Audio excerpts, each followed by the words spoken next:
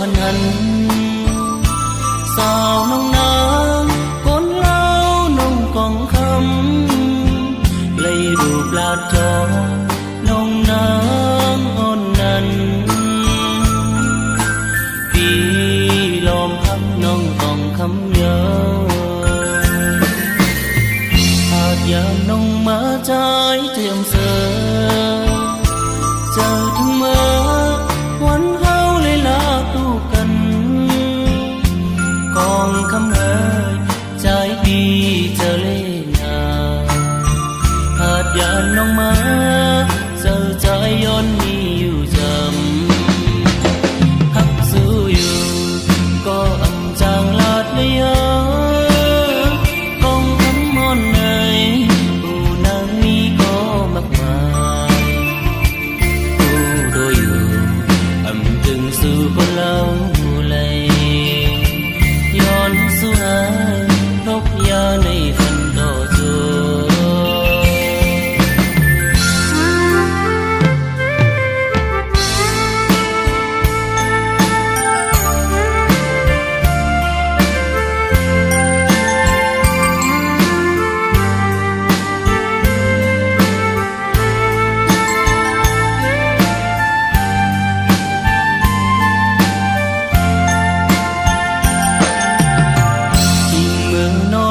ใจ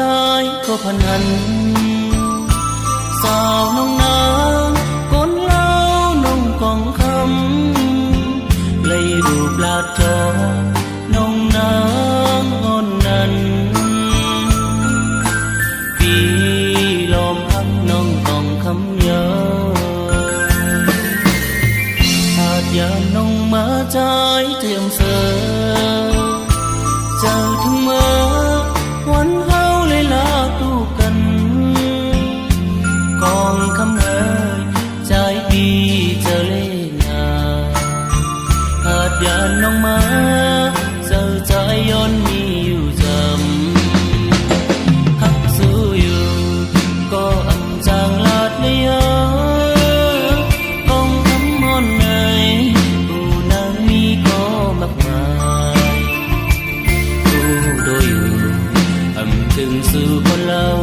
เลยย้อนสู่หายทบยาในฝันต่อจู